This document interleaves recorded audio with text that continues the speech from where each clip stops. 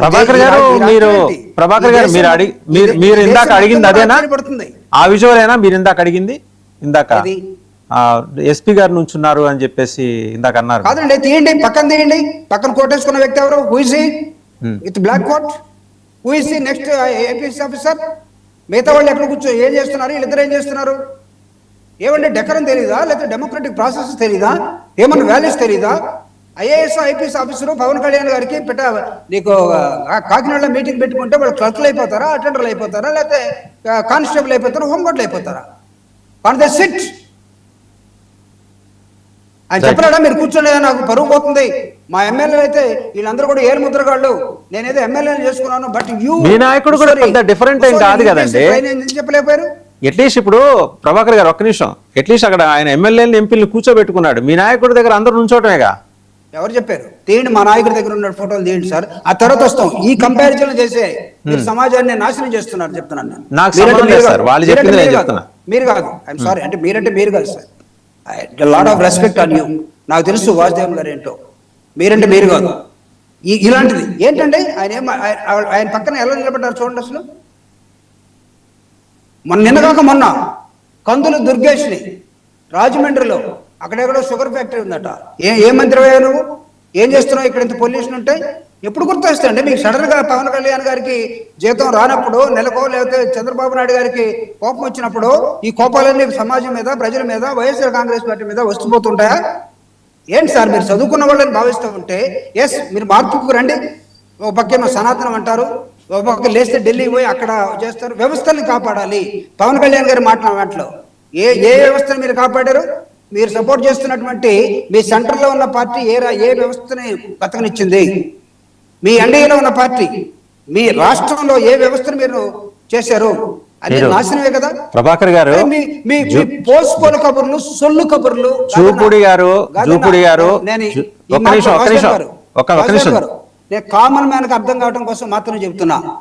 మా బాధనికి కోపం వస్తుందేమో, తమాయించుకోమని కూడా చెప్తున్నా. మీ పోస్కోల్ కబుర్లు, సొల్లు కబుర్లు ఇక్కడ ఒక విషయం పెట్టి చెప్పబాకండి. మీకు ఇక్కడ ఒక విషయం చెప్తున్నా. ఓపెనింగ్ రిమార్క్స్ లోనే ఒక విషయం చెప్పా. ఒక్క నిమిషం అండి. ఓపెనింగ్ రిమార్క్స్ లోనే ఆయన వైజాగ్ జగదాంబ జంక్షన్ లో ఎన్నికలకు ముందు మాట్లాడిన సభలో రౌడీ షీట్ల మీద ట్యాక్స్ వేస్తానన్నారు. ఆ బయట మళ్ళీ నేను మీకు పంపిస్తా కూడా, మీరు చూడొచ్చు. ఆ క్రమంలోనే మీ వ్యవస్థల్ని శుద్ధి చేసుకుంటూ వస్తున్నారు, ఆయన రిఫైన్ చేసుకుంటూ వస్తున్నారు. ఆగాలి సార్, ఇంకా 2 ఏళ్లే కదా అయింది, ఆగండి. ఇప్పుడు ఆయనకి ఎన్ని హడ్డిల్స్ దాటి ఇక్కడ దాకా వచ్చి సొంత పార్టీ వాళ్ళని కూడా మీరు ఇందాక అన్నారు ఏంటది తాట తీయటం, నార తీయటం, అది వాళ్ళకి కూడా వర్తిస్తుందని చెప్పారు. కొంచెం సమయం మనం పాటించండి. ఒకసారి నేను అందుకే నేను చెప్తున్నా, these 4 people including there boss they convenient political speeches. వాళ్ళకి ఎవరో అంటే సినిమా ప్రభావం చాలా ఎక్కువ. పవన్ కళ్యాణ్ గారు సమాజం సినిమా కాదు గుర్తు పెట్టుకొని, కాదన్నా మీరు చెప్పండి, మీరు చేస్తుంది సినిమా షూటింగ్ కాదు ఇక్కడ మీరు కాకినాడలో మీరు మీ నాయకుడికి చెప్తారండి? మీరు గాదె వెంకటేశ్వర గారిని ఇబ్బంది పెడుతున్నారు కానీ మీరు చెప్తారా మీ నాయకుడికి? ఆయన చెప్పింది ఇన్ రావటమే కదా మీరు చేసేది. వాళ్ళు కూడా అంతే. మిమ్మల్ని నేను ఏమడుగుతున్నానంటే, మా నాయకుడితో మేమేం మా నాయకుడు ఈ సొల్లు కబుర్లు ఎప్పుడు చెప్పలేదండి. జగన్మోహన్ రెడ్డి గారి ఎప్పుడు చెప్పలా. ఏది చేయగలుగుతాడో, ఏది చేస్తాడో కరెక్ట్ గా చెప్తాడు, చేస్తాడు.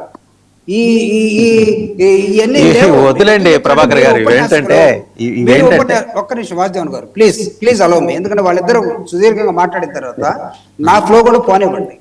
మీరు జగన్మోహన్ రెడ్డి గారిని గురించి సమాజం ఏం ఆశించట్లేదు, పవన్ కళ్యాణ్ గురించి ఆశిస్తుంది. ఎందుకంటే ఈయన చెగోవేరా దగ్గర నుంచి మార్క్స్, లెనిను, అంబేద్కరు, మాయావతి, కాన్సీరాము, కమ్యూనిస్టులు, లెనిను, తర్వాత స్టాలిన్, మావో, వీళ్ళందరి దగ్గర నుంచి ఆఖరికి కింద నుంచి కడిగే మెట్లు దాకా వెళ్ళిపోయినటువంటి ఒక పెద్ద నాయకుడు అండి. ఆయన అర్థం చేసుకోవటం ఇప్పుడు చాలా కష్టంగా చేసుకున్నాం. Very very difficult to understand his personality now. ఏ టైంలో ఏం మాట్లాడతారు? సోదరులు జూపుడి గారు చెప్పారు, డాష్ మీద ఐఏఎస్ ఆఫీసర్లు, ఐపీఎస్ ఆఫీసర్లు నిలబడి ఉన్నారు. వాళ్ళు ఏమన్నా క్లర్కులా అంటే క్లర్కుల కన్నా అక్రమంగా ఉన్నారు ఐఏఎస్ ఐపీఎస్ ఆఫీసర్లు. మా గతంలో నేను ఓపెన్ గా చెప్తా, హైకోర్టులో నేను చూస్తూ ఉంటా, ఎంత ఒక్కొక్కడు 1000 కోట్లు సంపాదిస్తున్నాడు ఒక్కొక్క ఐఏఎస్ ఐపీఎస్ ఆఫీసర్. ఈ విషయాన్ని రమేష్ గారు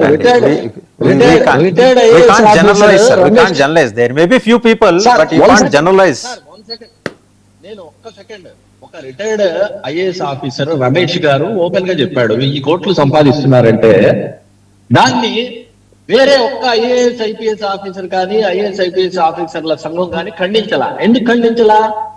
ఎందుకు ఖండించలేదంటే ఖండిస్తే వీళ్ళ బండారాలన్నీ బయటకు వస్తాయి, సూది కోసం సోది వెళ్తే పాత రంగులన్నీ బయటపడ్డాయని వీళ్ళ రంగులు బయటకు వస్తే అందరూ సైలెంట్ కూర్చున్నారు.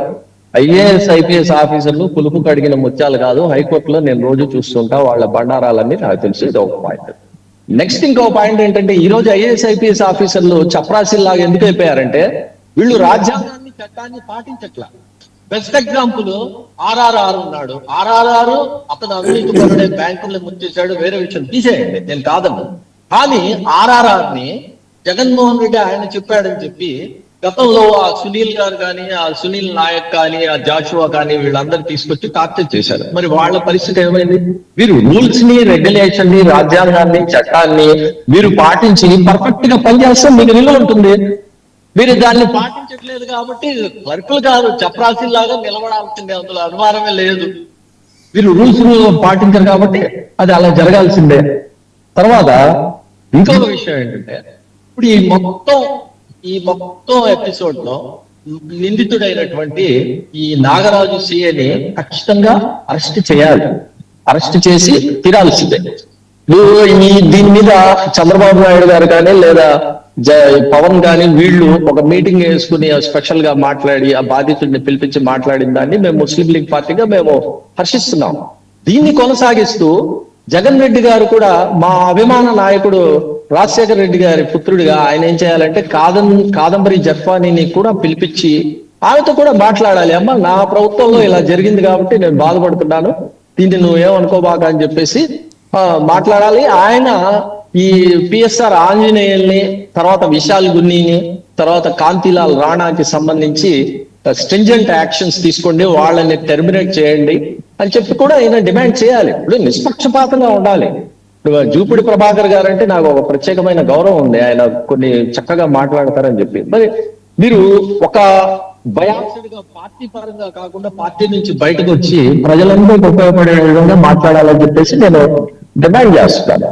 ఇప్పుడు ఈ రేపు 29వ తారీఖున ఆయన చనిపోయిన వ్యక్తి నడుచుకొస్తాడా, ఇవన్నీ పక్కకు పెట్టి ముందుగా ఆ సిఐ నాగరాజుని అరెస్ట్ చేయాలి. అరెస్ట్ చేయకపోతే సాక్ష్యాధారాలన్నీ ధ్వంసం అయిపోతాయి.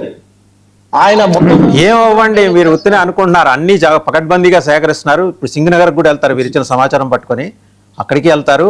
ఆయన మీరు అన్నట్టు అదుపులో తీసుకోవడం, అరెస్ట్ చేయడం అన్ని అవుతాయి. మీరు ఈ రాష్ట్ర సమాచారం వల్ల ప్రపంచానికి తెలియజెప్పారు కాబట్టి ఈ పాటికి వెళ్ళిపోయి ఉంటారు. బషీర్ అహ్మద్ గారు ఇందాక చెప్పారు, ఈ పాటికి వెళ్ళిపోయి ఉంటారు సింగనగర్. చూడండి, ఇంకో గంటలో యాక్షన్ ఉంటుంది. ఒక్క సెకండ్ డౌట్ నాకు, పెద్దలు ఉన్నారు కాబట్టి మీరు కూడా చెప్పాలి. నార్మల్ గా నాగరాజు గారి మీద కట్టాల్సిన కేసు ఏంటంటే మిస్సింగ్ కేసే కదా, మర్డర్ కేసు కట్టేసారు కదా. అంటే కన్క్లూజన్ కి మీరే ప్రభుత్వమే కన్క్లూజన్ వచ్చిన తర్వాత ఇంకా ప్రజలే అలా కాదు.